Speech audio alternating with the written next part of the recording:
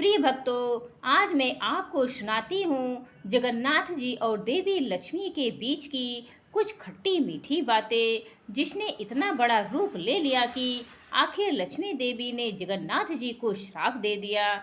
उड़ीसा में एक प्रथा है, हर साल मार्गशीर्ष मास के प्रथम गुरुवार के दिन यहाँ की महिलाएं देवी लक्ष्मी की एक विशेष पूजा अर्चना करती हैं और स्वयं लक्ष्मी देवी भी इस दिन जगन्नाथ जी की आज्ञा से पूरे मंदिर छोड़कर अपने भक्तों के घर पर उन्हें आशीर्वाद देने के लिए जाती हैं। एक दिन इसी समय के दौरान लक्ष्मी देवी ने एक वृद्ध ब्राह्मण का स्वरूप लिया और अलग अलग घरों में जाने लगी। जाते हुए उन्होंने देखा कि प्रातः काल का समय कब का बीत गया था, लेकिन फिर भी एक बड़े व्यापारी के घर में उसकी स्त्री अभी भी सो रही थी, इसीलिए घर में सफाई भी नहीं हुई थी और ना कोई पूजा। यह देखकर लक्ष्मी देवी उस घर की एक वृद्ध स्त्री के पास गई और उन्हें कहा, अरे लक्ष्मी की विशेष पूजा का दिन है और आपके घर में अभी तक स्त्रियां सो रही हैं, यह अच्छी बात नहीं है। आज तो आपको प्रातः जल्दी उठकर देवी लक्ष्मी को प्रसन्न करने के लिए यह विशेष पूजा अर्चना करनी चाहिए थी। यह सुनकर उस वृद्ध स्त्री ने अहंकार पूर्वक कहा, अरे तुम कौन होती हो हमें सिखाने वाली? हमारे ऊपर तो पहले से ही लक्ष्मी देवी की बड़ी कृपा है, हमें कोई ज़रूरत नहीं है यह पूजा पाठ करने की। हाँ, चली जाओ यहाँ से और अपना उपदेश किसी गरीब को जाकर सुनाओ जिसको इसकी ज़रूरत है। पता नहीं कहाँ से चले आते हैं सुबह सुबह। जब लक्ष्मी देवी ने यह सुना तो वह वहाँ से चुपचाप चली गई और अपने साथ उस घर से अपना धन वैभव भी समेट कर ले गई। अब उस व्यापारी का घर इतना दरिद्र हो गया कि उसे वास्तव में भिक्षा मांगकर जीवन यापन करना पड़ा। उसके बाद लक्ष्मी देवी उसी गांव में पहुंची जहां चांडाल जात के लोग रहते थे। वहां जाकर उन्होंने श्रेया चांडाल के घर में प्रवेश किया और देखा वह जल्दी उठ गई थी। उसने संपूर्ण घर की साफ सफाई की थी और लक्ष्मी देवी की पूजा की तैयारी कर रही थी। यह देखकर लक्ष्मी देवी अत्यंत प्रसन्न हुई और उन्होंने उसके घर में धन ऐश्वर्य की वृद्धि की। अब इस प्रकार जब लक्ष्मी देवी अपने भिन्न भिन्न भक्तों के घर में जा रही थी, इस समय बलराम जी और जगन्नाथ जी सुबह सुबह टहलने के लिए निकले हुए थे और उन्होंने देखा कि लक्ष्मी देवी श्रेया चांडाल के घर से बाहर आ रही थी। अब यह देखकर बड़े भैया बलराम जी को बहुत गुस्सा आया। उन्होंने जगन्नाथ जी से कहा, देखो तो जरा कान्हा, तुम्हारी पत्नी एक चांडाल के घर से आ रही है, क्या उसे नहीं पता कि ये लोग अशुद्ध होते हैं और किसी भी नियम का पालन नहीं करते हैं? और फिर भी यह उनके घर में गई थी। नहीं नहीं, अब वह हमारे मंदिर में प्रवेश करने योग्य नहीं रही, इसीलिए अब तुम्हें अपनी पत्नी लक्ष्मी देवी का त्याग करना होगा। जब जगन्नाथ जी ने अपने भाई की इस बात को सुना तो उन्हें बड़ा आश्चर्य हुआ। उन्होंने अपने भैया बलराम जी को समझाने का प्रयास करते हुए कहा, लेकिन भैया लक्ष्मी देवी ने इसके लिए पहले से ही मुझसे अनुमति ले ली थी।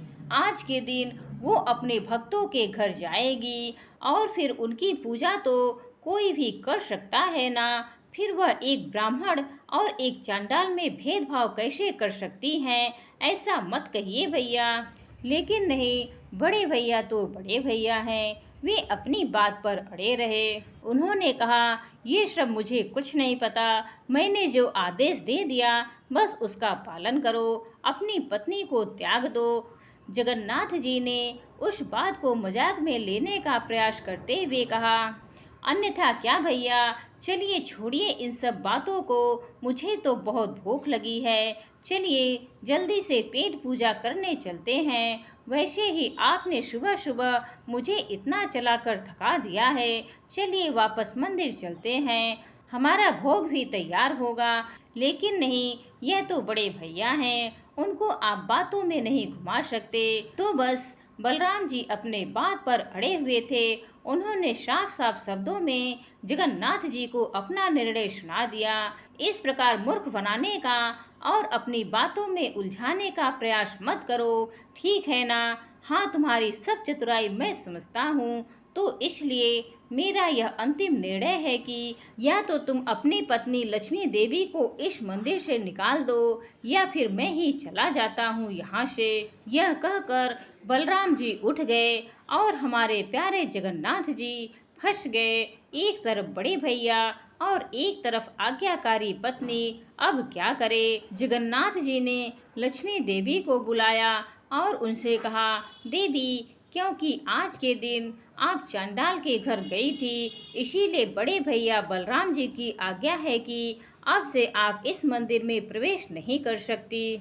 यह सुनकर लक्ष्मी देवी को बड़ा आश्चर्य हुआ। उन्होंने कहा, लेकिन स्वामी, आप तो जानते ही हैं कि मैं आपकी अनुमति लेकर ही प्रत्येक वर्ष इस समय के दौरान अपने भक्तों के घर उन्हें आशीर्वाद देने जाती हूँ, तो इसमें मैंने क्या अपराध कर दिया जो आप मुझे ऐसा दंड दे रहे हैं? और फिर अगर कोई भूल हुई भी है तो हमारे विवाह के समय पर आपने ही तो मेरे पिताजी को वचन दिया था ना कि आप मेरे 10 अपराध क्षमा करेंगे। तो फिर अचानक मुझे इस मंदिर से बाहर निकाल देने के लिए आप कैसे सोच सकते हैं स्वामी? जगन्नाथ जी के पास लक्ष्मी देवी के इन प्रश्नों का कोई उत्तर नहीं था। फिर मौन रहे और उनके मौन का अर्थ था कि अपने बड़े भाई के आदेश के सामने वे भी लाचार थे। उन्हें इस प्रकार चुपचाप देखकर लक्ष्मी देवी को बड़ा क्रोध आया और फिर उन्होंने जगन्नाथ जी को श्राप दे दिया और ये श्राप अत्यंत भयंकर था। उन्होंने जगन्नाथ जी से कहा कि अगले 12 वर्षों तक आपको पेट भरकर भोजन प्राप्त नहीं होगा, आपकी उदर अग्नि शांत नहीं होगी और अंत में आपको मेरे हाथों से बने हुए भोजन को स्वीकार करने के बाद ही संतुष्टि मिलेगी। बस इतना कहकर लक्ष्मी देवी अपने सेवकों के साथ श्री मंदिर को छोड़कर चली गई। फिर क्या था? फिर वही हुआ जिसका जगन्नाथ जी को डर था। अब संपूर्ण श्री मंदिर में सिर्फ जगन्नाथ जी और बलराम जी अकेले रह गए। लक्ष्मी देवी के जाने से पूरा मंदिर सुनसान हो गया। धन, ऐश्वर्य और समृद्धि नष्ट हो गई। सारे भंडार गृह खाली हो गए। अब श्री मंदिर में ना तो श्री देवी लक्ष्मी जी थी और ना ही कोई भोजन। तो क्या अब जगन्नाथ जी और बलदेव जी भूखे रहेंगे या फिर कोई और आएगा उन्हें भोजन देने के लिए? क्या लक्ष्मी जी के बिना भी यह मंदिर वैसे ही चलेगा जैसे पहले चल रहा था? अब अगले दिन सुबह बलदेव जी प्रातःकालीन भोग की प्रतीक्षा कर रहे थे, लेकिन कोई यह भोग लेकर नहीं आया। उन्होंने जगन्नाथ जी से पूछा, क्या बात है, आज भोग लाने में इतना विलंब क्यों हो रहा है? तब जगन्नाथ जी ने अपने पेट पर हाथ फेरते हुए उदास मन से उत्तर दिया, भैया, आज से कोई भोग नहीं आएगा, क्योंकि लक्ष्मी देवी अपने सेवकों के साथ यह मंदिर छोड़कर चली गई हैं। जब बलराम जी ने ये सुना तो उन्होंने सोचा, अच्छा चलो, कोई बात नहीं, अच्छी बात है। अगर लक्ष्मी देवी ने भूल की है तो प्रायश्चित तो करना ही पड़ेगा ना। कोई बात नहीं, हम स्वयं अपना भोग बनाएंगे। यह सोचकर जगन्नाथ जी और बलराम जी ने रसोई गृह में प्रवेश किया। अब वहां जाकर देखा तो पूरा भंडार गृह खाली पड़ा हुआ था। ना तो कोई सब्जी तरकारी है और ना ही अन्य सामग्री। और अब इतनी देर में दोनों भाइयों को अत्यंत भूख भी लग गई, तो उन्होंने सोचा कि चलो किसी के घर से भिक्षा ही मांग लेते हैं। यह सोचकर उन्होंने ब्राह्मण का वेश धारण किया और घर घर जाकर भिक्षा मांगने लगे ताकि कोई उन्हें पहचान न सके। अब देखिए, उनके पास से लक्ष्मी देवी तो चली गई थी, इसीलिए उनके चेहरे भी मलिन हो गए थे। अब कोई भी उन्हें देखना भी पसंद नहीं कर रहा था। ऐसे में उन्हें भिक्षा कौन देता? लक्ष्मी देवी की आज्ञा से सूर्य देव ने अपना धूप का प्रकोप भी बढ़ा दिया। परिणाम स्वरूप जगन्नाथ जी और बलराम जी को तपती हुई धूप में रेत पर चलना पड़ रहा था। भूख और प्यास से परेशान उन्होंने दूर एक तालाब देखा, लेकिन जैसे ही वहां पहुंचे तालाब का पानी सूख गया। हताश होकर वे एक पेड़ के पास गए। उन्होंने सोचा, इसके कुछ कोमल पत्ते हैं, इसी को खाकर पेट भर लेते हैं। लेकिन जैसे ही उन्होंने पत्ते तोड़ने के लिए हाथ बढ़ाया तो वे सारे पत्ते सूख के नीचे गिर गए और इस प्रकार पूरा दिन बीत गया। एक मंदिर के पास पहुंचे जहां अभी अभी प्रसाद वितरण हो ही रहा था। उन्होंने कुछ लोगों से विनती की कि उन्हें कुछ प्रसाद खाने के लिए दे दिया जाए, लेकिन आप तो जानते ही हैं लक्ष्मी देवी का क्रोध, तो बस कोई तैयार ही नहीं हो रहा था। ऐसे में एक वृद्ध स्त्री को उन पर दया आ गई। स्त्री ने करुणावश दोनों भाइयों को एक छोटे से पात्र में कुछ मुरमुरे दे दिए। इस प्रसाद को लेकर वे दोनों प्रसन्न हो गए। लेकिन आपको लगता है कि लक्ष्मी देवी इतनी आसानी से उन्हें यह प्रसाद खाने देंगी? जी नहीं। जैसे ही उन्होंने इस प्रसाद को लेने के लिए हाथ उठाया, उसी समय तेज हवा बहने लगी और सारा प्रसाद उड़ के बिखर गया।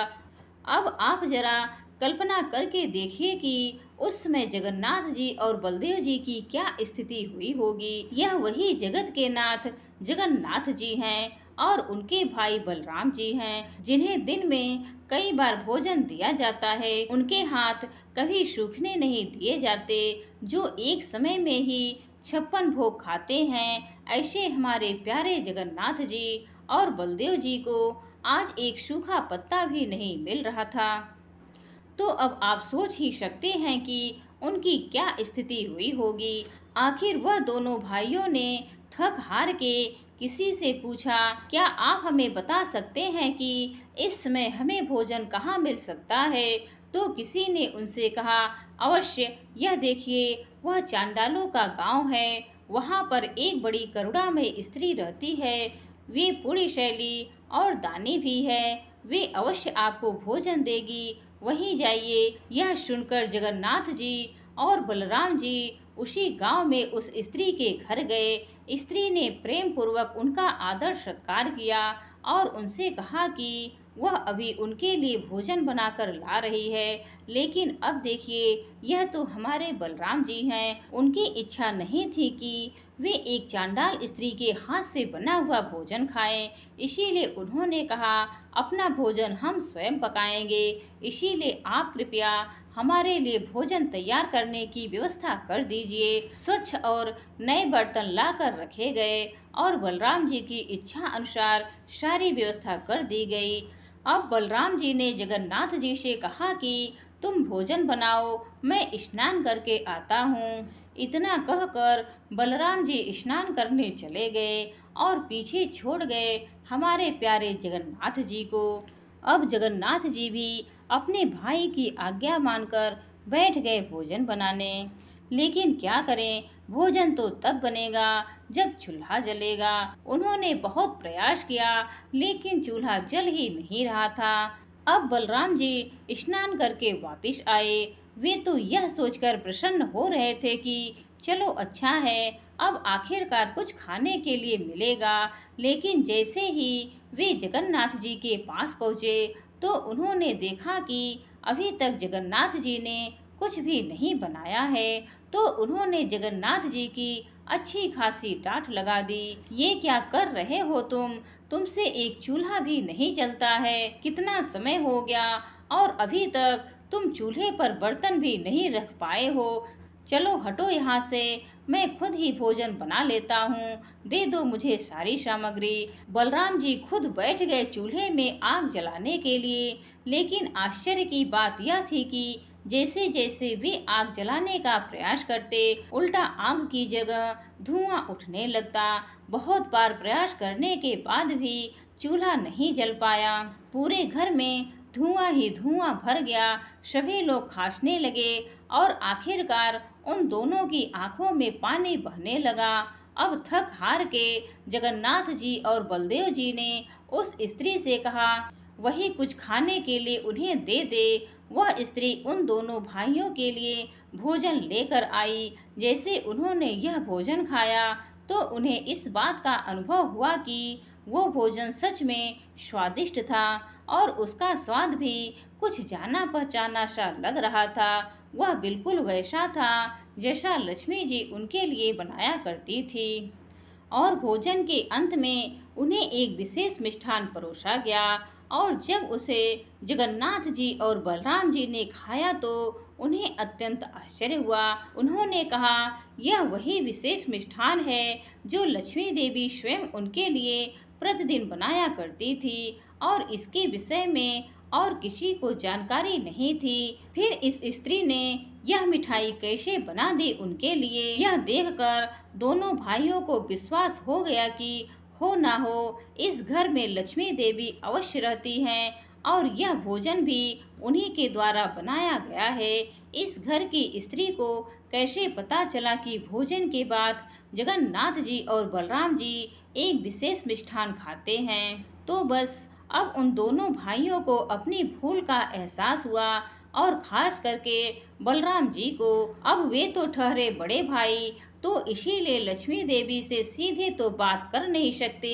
इसीलिए उन्होंने जगन्नाथ जी से कहा कि वे लक्ष्मी देवी के पास जाकर उनसे क्षमा मांगे और उनका हाथ पकड़कर उन्हें मंदिर में लेकर आए। उन्होंने जगन्नाथ जी के द्वारा लक्ष्मी देवी को यह भी संदेश भिजवाया कि आज के बाद लक्ष्मी देवी की जहाँ इच्छा हो वहाँ वह जा सकती हैं। उन्हें कभी भी अपने भक्तों से मिलने के लिए रोका नहीं जाएगा।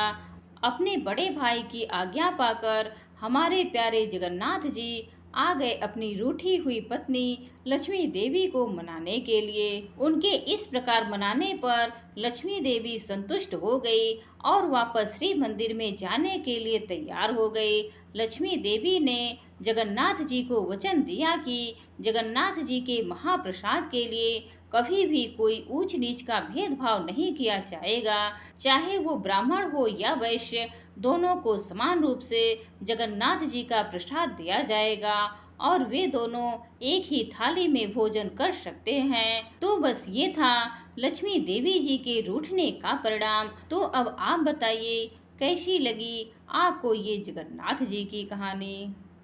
बोलिए श्री जगन्नाथ स्वामी जी की जय। उड़ीसा के पुरी में स्थित श्री जगन्नाथ मंदिर भारत के 4 पवित्र धामों में से एक है, जहां हर साल आषाढ़ मास के शुक्ल पक्ष की द्वितीया तिथि को भव्य रथ यात्रा का आयोजन होता है। हिंदू धर्म में श्री जगन्नाथ रथ यात्रा का बहुत अधिक महत्व है। श्री जगन्नाथ मंदिर में भगवान जगन्नाथ जी विराजमान हैं। भगवान श्री जगन्नाथ जी भ्राता बालभद्र जी और बहन सुभद्रा जी के साथ विराजमान है। भगवान श्री जगन्नाथ जी श्री हरि विष्णु जी के अवतार श्री कृष्ण का ही रूप है। जगन्नाथ जी की मूर्ति में आज भी भगवान श्री कृष्ण जी का हृदय विराजमान है। जगन्नाथ का अर्थ होता है जगत के नाथ। तो आज मैं आपको सुना रही हूँ श्री जगन्नाथ जी की बड़ी ही दुर्लभ कथा। इस कथा को बड़े ही श्रद्धा और प्रसन्न चित्त मन से पूरा सुनिएगा। इस कथा को सुनने से मनुष्यों के सभी पाप और संकट कट जाते हैं तथा समस्त मनोकामनाएं भी पूरी होती हैं। किंतु एक बात का विशेष ध्यान रखिएगा, आधी अधूरी कथा को सुनने से पूर्ण फल प्राप्त नहीं होता। तो चलिए भगवान जगन्नाथ जी की कथा का रसपान करते हैं। प्रिय भक्तों, एक बार भगवान श्री कृष्ण सो रहे थे और निद्रावस्था में उनके मुख से श्री राधा जी का नाम निकला। पट रानियों को लगा कि वह प्रभु की इतनी सेवा करती हैं, परंतु प्रभु को सबसे ज्यादा राधा जी का ही स्मरण रहता है। रुक्मिणी जी एवं अन्य रानियों ने रोहिणी जी से राधा रानी व श्री कृष्ण के प्रेम व ब्रज लीलाओं का वर्णन करने की प्रार्थना की। माता ने कथा सुनाने की हामी तो भर दी, लेकिन यह भी कहा कि श्री कृष्ण व बलराम को इसकी भनक न लगे। तय हुआ कि सभी रानियों को रोहिणी जी एक गुप्त स्थान पर कथा सुनाएंगी, वहां कोई और न आए। इसके लिए सुभद्रा जी को पहरा देने के लिए मना लिया। सुभद्रा जी को आदेश दिया गया कि स्वयं श्री कृष्ण या बलराम भी आए तो उन्हें भी अंदर न आने देना। माता ने कथा सुनानी आरंभ की और सुभद्रा द्वार पर तैनात थी। थोड़ी देर में श्री कृष्ण एवं बलराम वहां आ पहुँचे तो सुभद्रा ने उन्हें अंदर जाने से रोक लिया। इससे भगवान श्री कृष्ण को कुछ संदेह हुआ और वह बाहर से ही अपनी सूक्ष्म शक्ति द्वारा अंदर की माता द्वारा वर्णित ब्रज लीलाओं को आनंद लेकर सुनने लगे। बलराम जी भी कथा का आनंद लेने लगे। कथा सुनते सुनते श्री कृष्ण, बलराम व सुभद्रा के हृदय में ब्रज के प्रति अद्भुत प्रेम भाव उत्पन्न हुआ। उस भाव में उनके पैर हाथ सिकुड़ने लगे जैसे बाल्यकाल में थे। तीनों राधा जी की कथा में ऐसे विभोर हुए कि मूर्ति के समान जड़ प्रतीत होने लगे। बड़े ध्यान पूर्वक देखने पर भी उनके हाथ पैर दिखाई नहीं देते थे।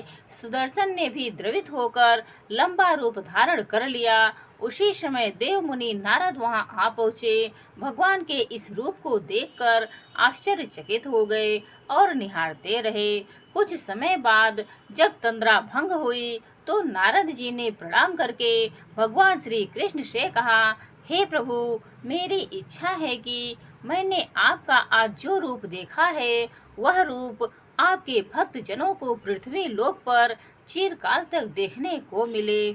आप इस रूप में पृथ्वी पर वास करें। भगवान श्री कृष्ण नारद जी की बात से प्रसन्न हुए और उन्होंने कहा कि ऐसा ही होगा। कलिकाल में मैं इसी रूप में नीलांचल क्षेत्र में अपना स्वरूप प्रकट करूंगा।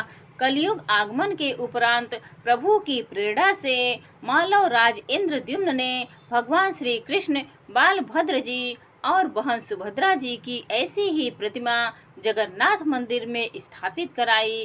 राजा इंद्रद्युम्न श्रेष्ठ प्रजापालक राजा थे और प्रजा उन्हें बहुत प्रेम करती थी। प्रजा सुखी और संतुष्ट थी। राजा के मन में इच्छा थी कि वह कुछ ऐसा करे जिससे सभी उन्हें स्मरण रखें। दैव योग से इंद्रद्युम्न के मन में एक अज्ञात कामना प्रकट हुई कि वह ऐसा मंदिर का निर्माण कराए जैसा दुनिया में कहीं और न हो। इंद्रद्युम्न विचारने लगे कि आखिर उनके मंदिर में किस देवता की मूर्ति स्थापित करें।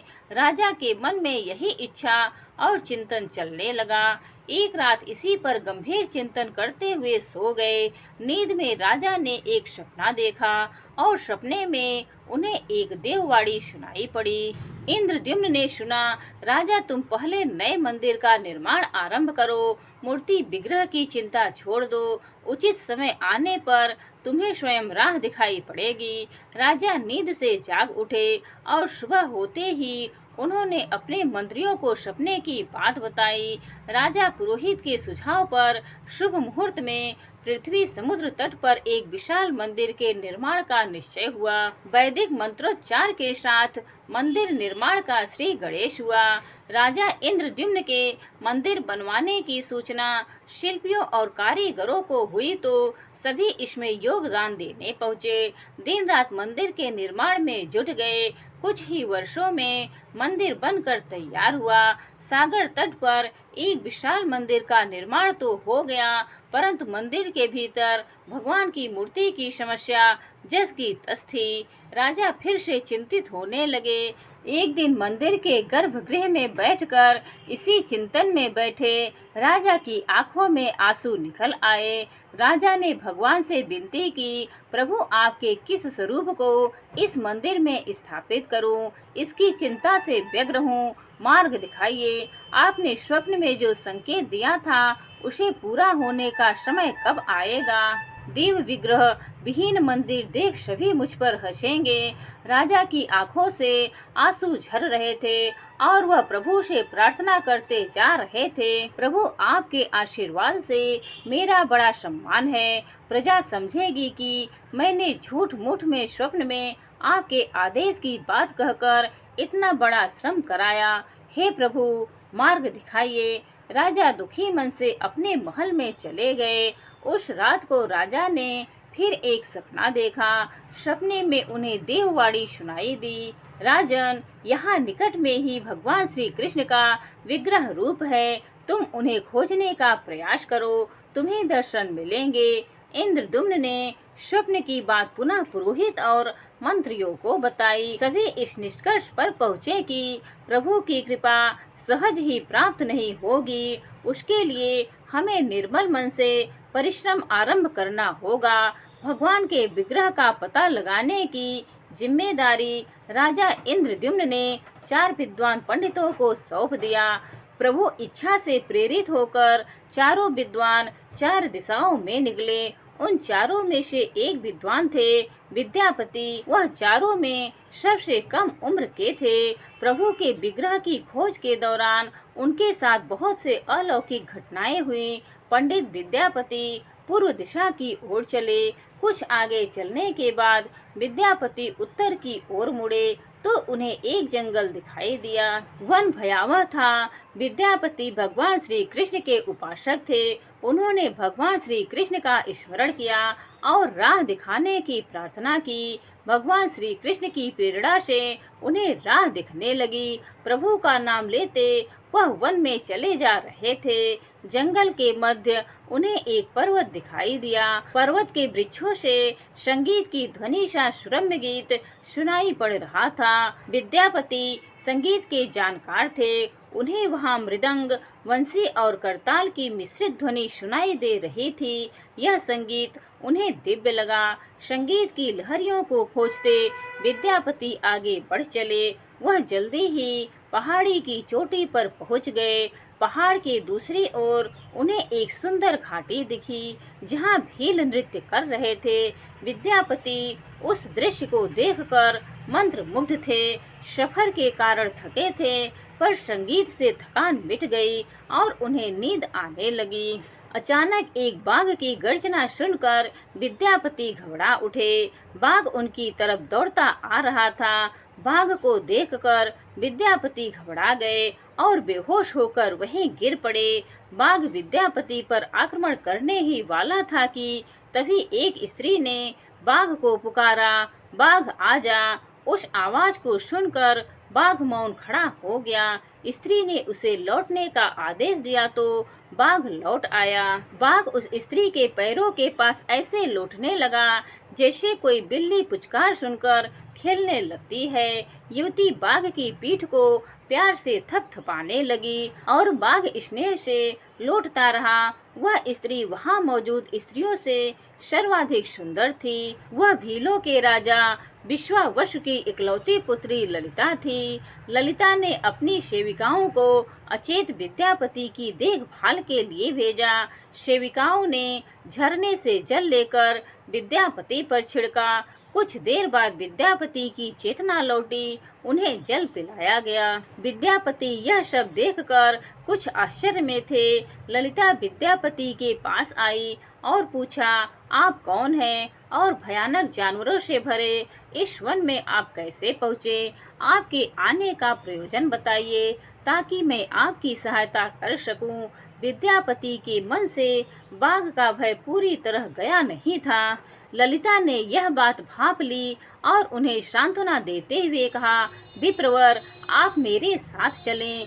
जब आप स्वस्थ हो तब अपने लक्ष्य की ओर प्रस्थान करें। विद्यापति ललिता के पीछे पीछे उनकी बस्ती की तरफ चल दिए। विद्यापति भीलों के राजा विश्वावसु से मिले और उन्हें अपना परिचय दिया। विश्वावसु विद्यापति जैसे विद्वान से मिलकर बड़े प्रसन्न हुए। विश्वावसु के अनुरोध पर विद्यापति कुछ दिन वहां अतिथि बनकर रुके। वह भीलों को धर्म और ज्ञान का उपदेश देने लगे। उनके उपदेशों को विश्वावसु तथा ललिता बड़ी रुचि के साथ सुनते थे। ललिता के मन में विद्यापति के लिए अनुराग पैदा हो गया। विद्यापति ने भी भांप लिया कि ललिता जैसी सुंदरी को उससे प्रेम हो गया है, किंतु विद्यापति एक बड़े कार्य के लिए निकले थे। अचानक एक दिन विद्यापति बीमार हो गए। ललिता ने उनकी सेवा की। इससे विद्यापति के मन में भी ललिता के प्रति प्रेम भाव पैदा हो गया। विश्वावसु ने प्रस्ताव रखा कि विद्यापति ललिता से विवाह कर ले तो तो विद्यापति ने इसे स्वीकार कर लिया। कुछ दिन दोनों के सुखमय बीते। ललिता से विवाह करके विद्यापति प्रसन्न तो था, पर जिस महत्वपूर्ण कार्य के लिए वह आए थे वह अभी तक अधूरा था। यही चिंता उन्हें बार बार सताती थी।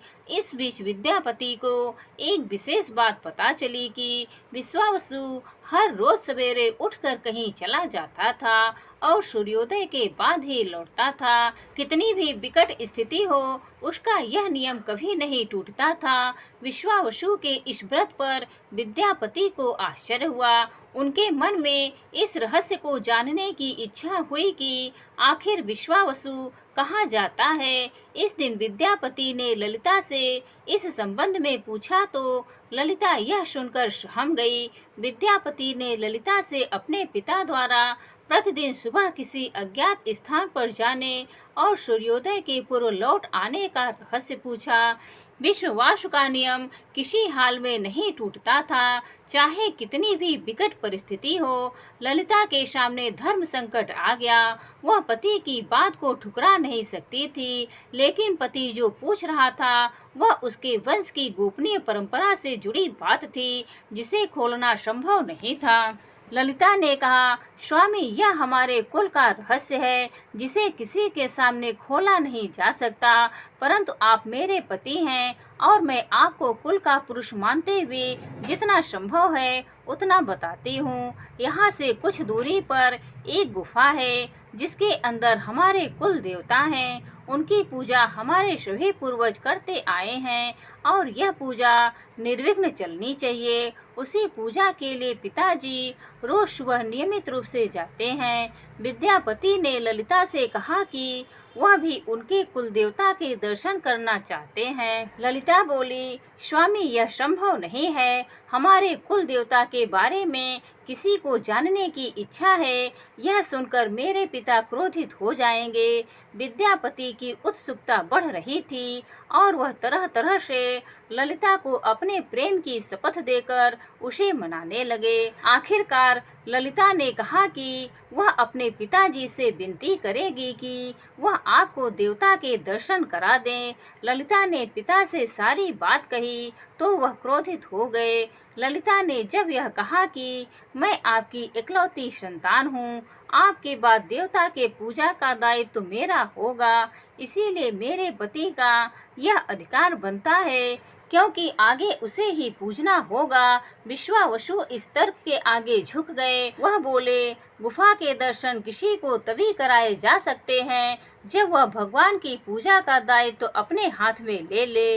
विद्यापति ने दायित्व स्वीकार किया तो विश्वावसु देवता के दर्शन कराने को राजी हो गए। दूसरे दिन सूर्योदय से पूर्व विद्यापति की आंखों पर पट्टी बांधकर विश्वावसु उनका दाहिना हाथ पकड़कर गुफा की तरफ निकले। विद्यापति ने मुट्ठी में सरसों रख लिया था, जिसे रास्ते में गिराते हुए गए। गुफा के पास पहुंचकर विश्वावसु रुके और गुफा के पास पहुंच गए। विश्वावसु ने विद्यापति के आंखों की काली पट्टी खोल दी और उस गुफा में नीले रंग का प्रकाश चमक उठा। हाथों में मुरली लिए भगवान श्री कृष्ण का रूप विद्यापति को दिखाई दिया। विद्यापति आनंद मग्न हो गए और उन्होंने भगवान के दर्शन किए। दर्शन के बाद तो जैसे विद्यापति जाना ही नहीं चाहते थे, पर विश्वावसु ने लौटने का आदेश दिया और फिर उनकी आंखों पर पट्टी बांधी और दोनों लौट पड़े। लौटने पर ललिता ने विद्यापति से पूछा तो विद्यापति ने गुफा में दिखे अलौकिक दृश्य के बारे में पत्नी को बताना भी उसने उचित नहीं समझा। वह उनकी बात को टाल गए। विद्यापति को यह तो जानकारी हो चुकी थी कि विश्वावसु श्री कृष्ण की मूर्ति की पूजा करते हैं। विद्यापति को आभास हो गया कि महाराज ने स्वप्न में जिस प्रभु विग्रह के बारे में देववाणी सुनी थी वह इसी मूर्ति के बारे में थी। विद्यापति विचार करने लगे कि किसी तरह इस मूर्ति को लेकर राजधानी पहुंचना होगा। वह एक तरफ तो गुफा से मूर्ति को लेकर जाने की सोच रहे थे, तो वहीं दूसरी तरफ भीलराज और पत्नी के साथ विश्वासघात के विचार से उनका मन व्यथित हो रहा था। विद्यापति धर्म अधर्म के बारे में सोचते रहे। फिर विचार आया कि यदि विश्वावसु ने सचमुच उस पर विश्वास किया होता तो आंखों पर पट्टी बांधकर गुफा तक नहीं ले जाता, इसीलिए उसके साथ विश्वासघात का प्रश्न ही नहीं उठता। उसने गुफा से मूर्ति चुराने का मन बना लिया। विद्यापति ने ललिता से कहा कि वह अपने माता पिता के दर्शन करने के लिए जाना चाहता है, वे उसे लेकर परेशान होंगे। ललिता भी साथ चलने को तैयार हुई, तो विद्यापति ने यह कहकर समझा लिया कि वह शीघ्र ही लौटेगा तो उसे भी लेकर जाएगा। ललिता मान गई। विश्वावसु ने उसके लिए घोड़े का प्रबंध किया। अब तक सरसों के दाने से पौधे निकल आए थे। उनको देखता विद्यापति गुफा तक पहुंच गया। उसने भगवान की स्तुति की और क्षमा प्रार्थना के बाद उनकी मूर्ति उठाकर झोले में रख ली। शाम तक वह राजधानी पहुंच गया और सीधा राजा के पास गया। उसने दिव्य प्रतिमा राजा को सौंप दी और पूरी कहानी सुनाई। राजा ने बताया कि उसने कल एक सपना देखा कि सुबह सागर में एक कुंदा बहकर आएगा। उस कुंदे को नक्काशी करवाकर भगवान की मूर्ति बनवा लेना, जिसका अंश तुम्हें प्राप्त होने वाला है। वह भगवान श्री विष्णु का स्वरूप होगा। तुम जिस मूर्ति को लाए हो वह भी भगवान विष्णु का अंश है। दोनों आश्वस्त थे कि उनकी तलाश पूरी हो गई है। राजा ने कहा कि जब भगवान द्वारा भेजी लकड़ी से हम इस प्रतिमा का बड़ा स्वरूप बनवा लेंगे, तब तुम अपने ससुर से मिलकर उन्हें मूर्ति वापस कर देना। उनके कुल देवता का इतना बड़ा विग्रह एक भव्य मंदिर में स्थापित देखकर उन्हें खुशी ही होगी। दूसरे दिन सूर्योदय से पूर्व राजा विद्यापति तथा मंत्रियों को लेकर सागर तट पर पहुंचा। स्वप्न के अनुसार एक बड़ा कुंदा पानी में बहकर आ रहा था। सभी उसे देखकर प्रसन्न हुए। कई नावों पर बैठकर राजा के सेवक उस कुंदे को खींचने पहुँचे। मोटी मोटी रस्सियों से कुंदे को बांधकर खींचा जाने लगा, लेकिन कुंदा टस से मस नहीं हुआ। और लोग भेजे गए, लेकिन सैकड़ों लोग और नावों का प्रयोग करने पर भी कुंदे को हिलाया तक नहीं जा सका। राजा का मन उदास हो गया। सेनापति ने एक लंबी सेना कुंदे को खींचने के लिए भेज दी। सारे सागर में सैनिक ही सैनिक नजर आने लगे, लेकिन सभी मिलकर कुंदे को अपने स्थान से हिला तक न सके। सुबह से रात हो गई।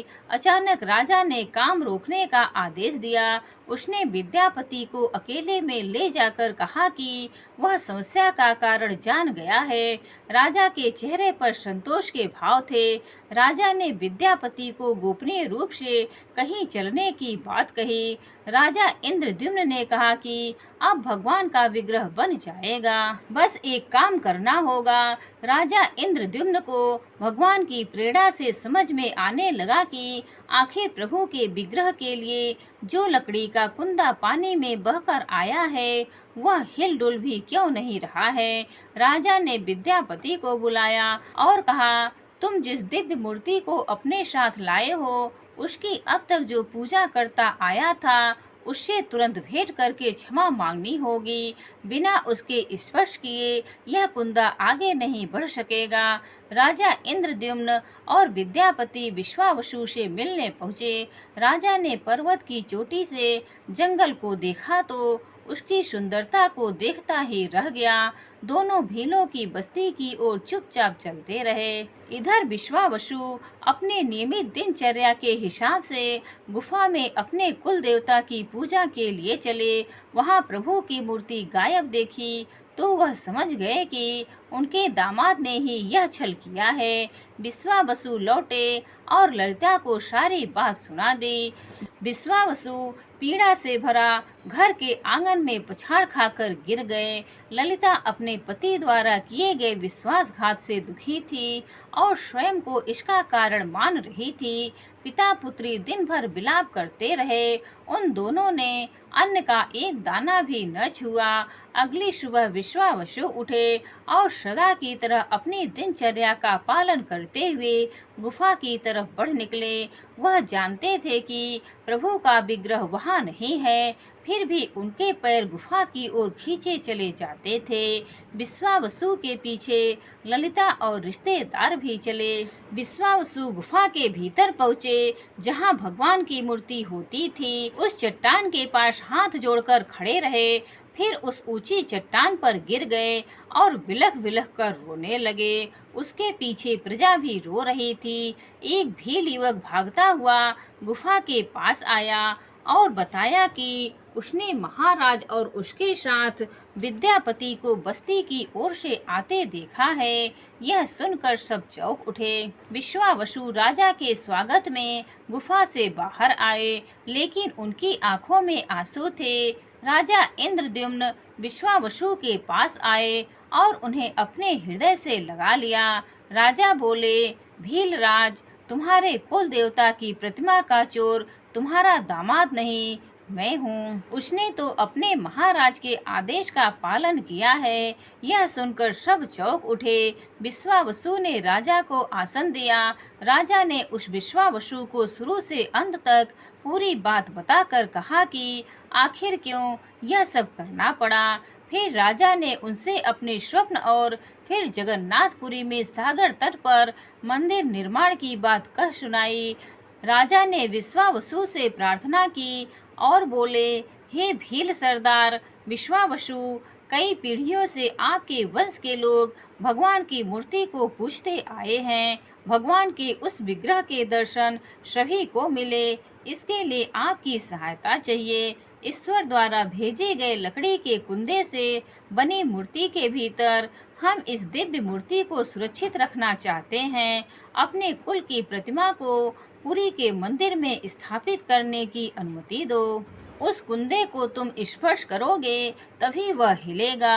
विश्वावसु राजी हो गए। राजा सपरिवार विश्वावसु को लेकर सागर तट पर पहुँचे। विश्वावसु ने कुंदे को छुआ तो छूते ही कुंदा अपने आप तैरता हुआ किनारे पर आ लगा। राजा के सेवकों ने उस कुंदे को राजमहल में पहुंचा दिया। अगले दिन मूर्तिकारों और शिल्पियों को राजा ने बुलाकर मंत्रणा की कि आखिर इस कुंदे से कौन सी देव मूर्ति बनाना शुभदायक होगा।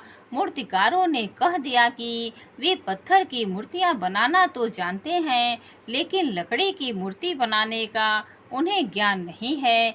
एक नए विघ्न के पैदा होने से राजा फिर चिंतित हो गए।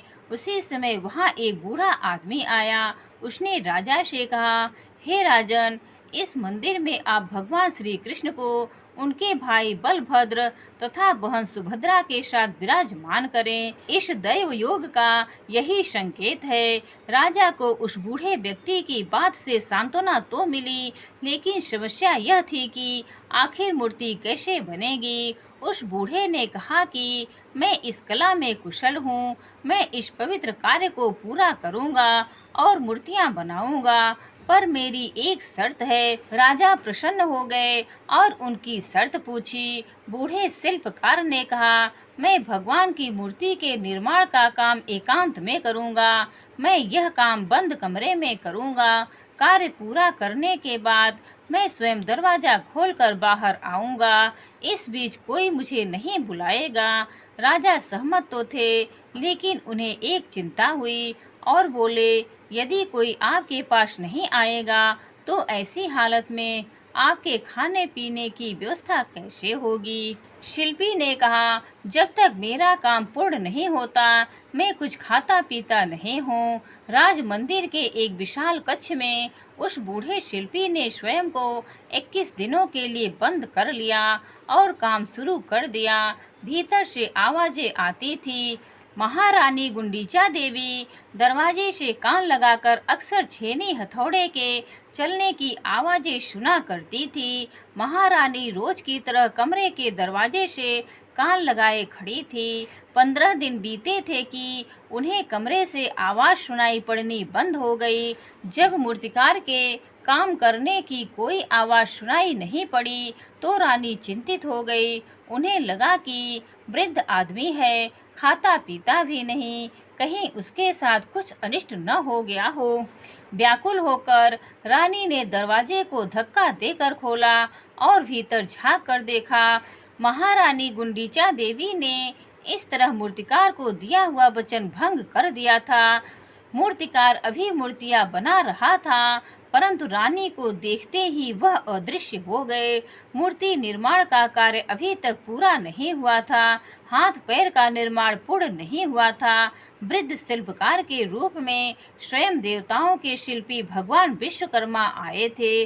उनके अदृश्य होते ही मूर्तियां अधूरी ही रह गई। इसी कारण आज भी यह मूर्तियां वैसी ही हैं। उन प्रतिमाओं को ही मंदिर में स्थापित कराया गया। कहते हैं विश्वावसु संभवतः उस जरा बहेलिये का वंशज था जिसने अनजाने में भगवान कृष्ण की हत्या कर दी थी। विश्वावसु शायद भगवान श्री कृष्ण के पवित्र अवशेषों की पूजा करता था। ये अवशेष मूर्तियों में छिपा कर रखे गए थे। विद्यापति और ललिता के वंशज जिन्हें दैत्यपति कहते हैं, उनका परिवार ही यहाँ अब तक पूजा करता है।